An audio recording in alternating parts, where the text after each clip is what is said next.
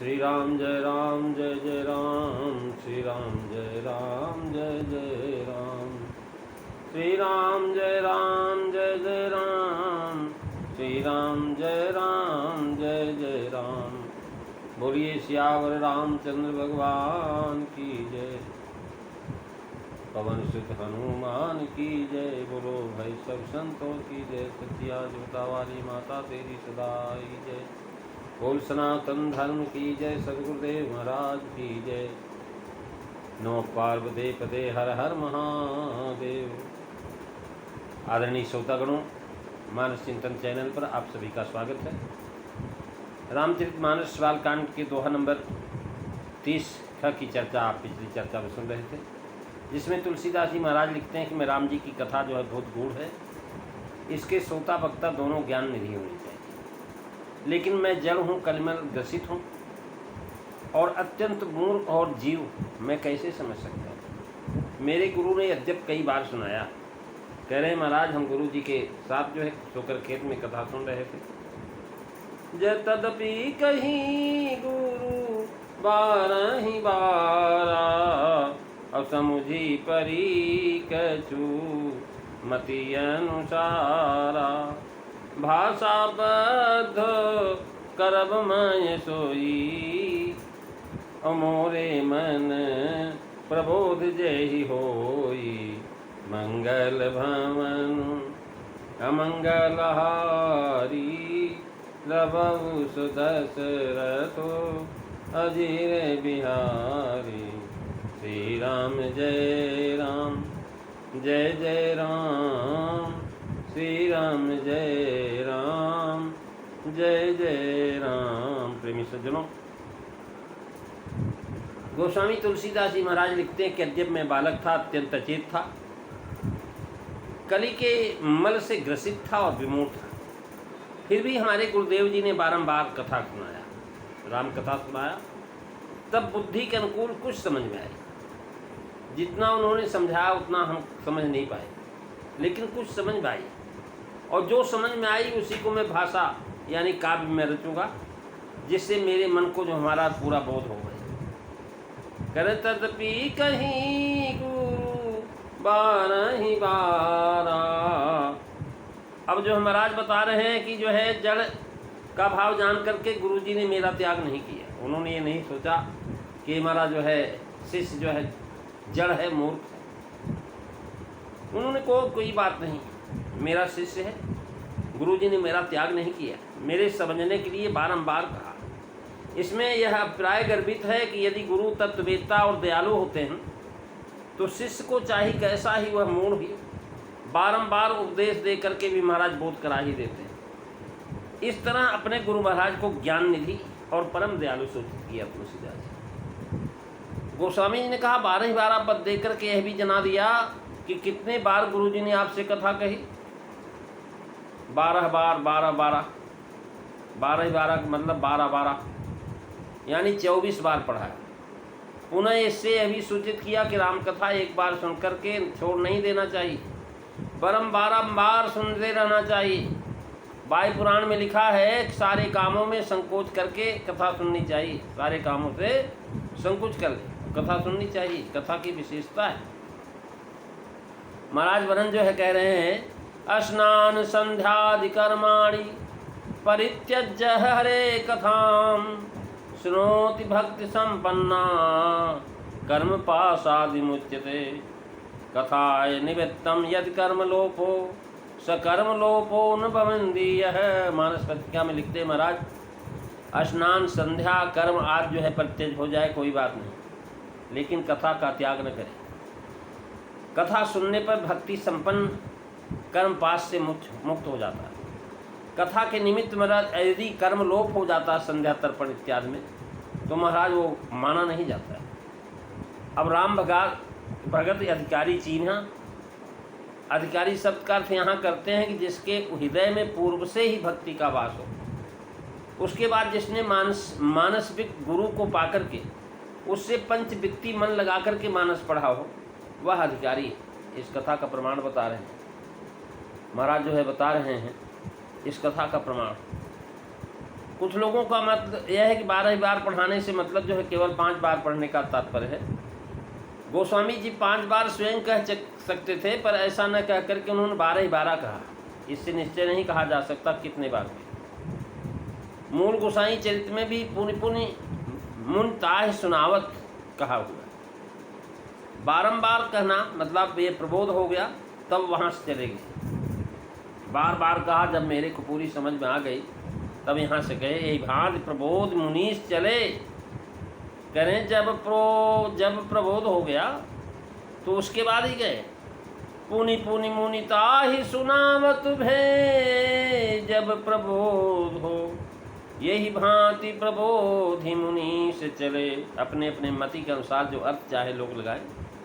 समय का ख्याल अवश्य रहे कि जितनी बार अर्थ का लगाया जाए उतनी आवृत्तियाँ उतने संयम में संभव हो। यदि ये प्रश्न यहाँ उठता है कि क्या कोई ग्रंथ पढ़ाने की बात है या केवल शंकर द्वारा कही हुई कथा। ग्रंथ पढ़ने पढ़ाने में समय अधिक लगेगा, केवल चरित्र कहने और समझने में समय कम लगेगा। यहाँ ग्रंथ का पढ़ना नहीं है, यहाँ विचार है कि आगे जो संतों का मानस विज्ञों का विचार वही ठीक है। शंकर जी ने अधिकारी समझ करके ही कहा और ये भी बताया कि राम कथा के कई अधिकारी, और जिनका हूँ सत्संगति अति प्यारी। गुरुपद प्रीति नीति रत जेई, राम भगत द्विज सेवक अधिकारी तेई। करें महाराज, गुरुपद प्रीति नीति रत जेई, द्विज सेवक अधिकारी तेई। वही अधिकारी है। कह तदप कही गुरु 12 समझ परी कछ मत अनुसारा। मत लग थी, इससे कुछ समझ पड़ा। जो मत भारी होती तो बहुत समझ में आता। कुछ समझने में तो जगत भर का उपकार हुआ, और जो बहुत समझ पड़ता तो जाने क्या होता हमारा। भाषाबद्ध कर्म से सूचित किया कि आपने गुरुजी से संस्कृत में पढ़ा सुना। चौपाई कुत्रार में भाषा रचने का कारण यही भी बताया, पूरा हो जाए। क्या गुरु के कहने से आपको बोध नहीं हुआ और स्वयं अपना ग्रंथ बनाने से बोध हो जाएगा? ऐसा कहने की आवश्यकता क्या है महाराज? अपने यश की चाह प्रतीत होती है, ये भी दोष आता है। और फिर इसका समाधान भी करते कि भाषाबद्ध करने में यह कोई प्रयोजन नहीं। आप ये नहीं कहते कि हमने गुरु के कहने से नहीं समझा, बल्कि ये कहते हैं कि जो कुछ गुरु से पढ़ कर के समझे हैं उसी को हम भाषा में जो है प्रस्तुत करेंगे। भाषाबद्ध करने से अपने जी को संतोष हो गया। हमने जो गुरु जी से सुना वह ठीक ठीक स्मरण है, भूल तो नहीं गया। यह बात लिखने से ही निश्चय होती। महाराज जितना भी पढ़ाया जाता है गुरुकुल में, पाठशाला में, विद्यालय में, कॉलेजों में, पढ़ाने के बाद परीक्षा होती है, प्रश्न उत्तर होते हैं। तो जब महाराज प्रश्न उत्तर ठीक होता तो पास हो जाता है। इसलिए लिखने में कोई संदेह नहीं रह जाता। सब कमी पूरी हो जाती है। आगे भूल जाने का डर नहीं रहेगा, लिखने से फिर भ्रम नहीं रहेगा, क्योंकि बहुत गूढ़ विषय है। जब फिर जो है समझ में ना आए फिर देखना पड़ेगा। भाव है कि साधारण बुद्धि वाले जब इसे पढ़े सुने और समझे तो हमें पूरा बोध हो कि गुरु जी ने जो कहा था वह हमें फलीभूत हो गया, हमारा कल्याण हो गया। महाराज हमारी कथा से, हमारे जो है विचारों से अगर जो है लोगों का कल्याण होता है और कुछ लोग सुधर जाते हैं तो हमारा कल्याण हो गया। इसलिए कह रहे हैं औरों की कल्याण होगा और हमसे हमारे गुरु को परमानंद प्राप्त होगा। यथार्थ समझना तभी है जब दूसरे को समझा सके। महाराज हम जब समझ लेंगे तभी दूसरे को समझाएंगे। अगर दूसरे को महाराज समझाने की क्षमता हमारे पास होगी तभी हम जो है समझा पाएंगे। और दूसरे को समझाने की क्षमता जब होगी जब हम खूब समझे होंगे।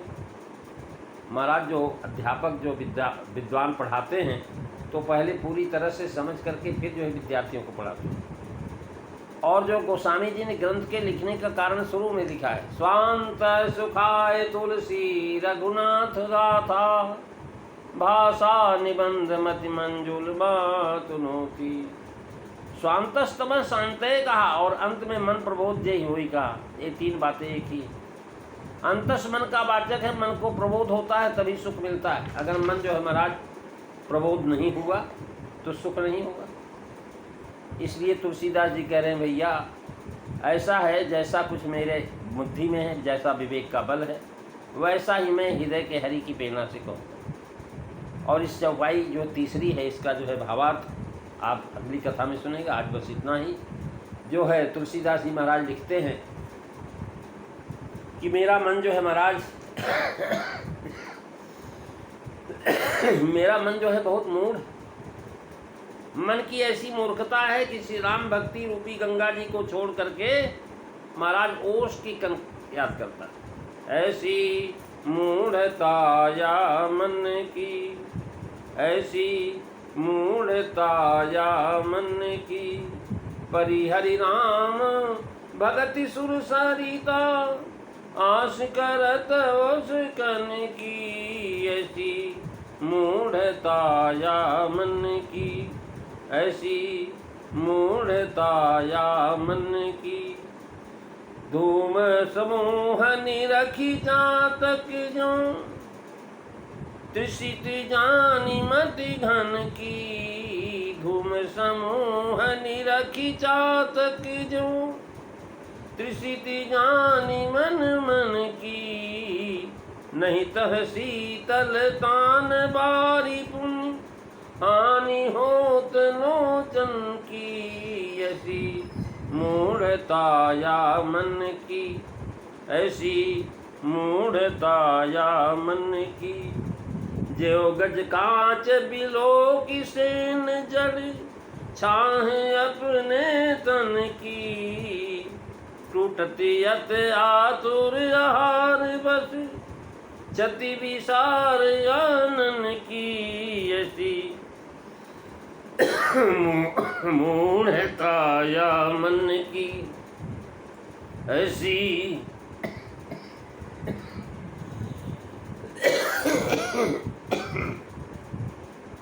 ऐसी मूढ़ता या मन की।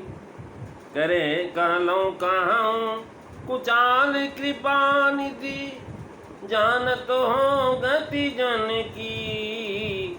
तुलसीदास प्रभु हरौ दुसह दुख, करौ लाज निजपन की। ऐसी मूढ़ता या मन की, ऐसी मूढ़ता या मन की। तुलसीदास जी कह रहे हैं कि एक प्रभु कृपा के भंडार हैं आप। मैं इस कुचाल को कहाँ तक वर्णन करूँ अपने, तो आप तो दासों की दशा जानते हैं हे स्वामी। तुलसी के दास दारुण दुख से ग्रस्त, इसका हरण कर लीजिए। आप शरणागत वत्सल है हमारी, जो महाराज रक्षा कीजिए।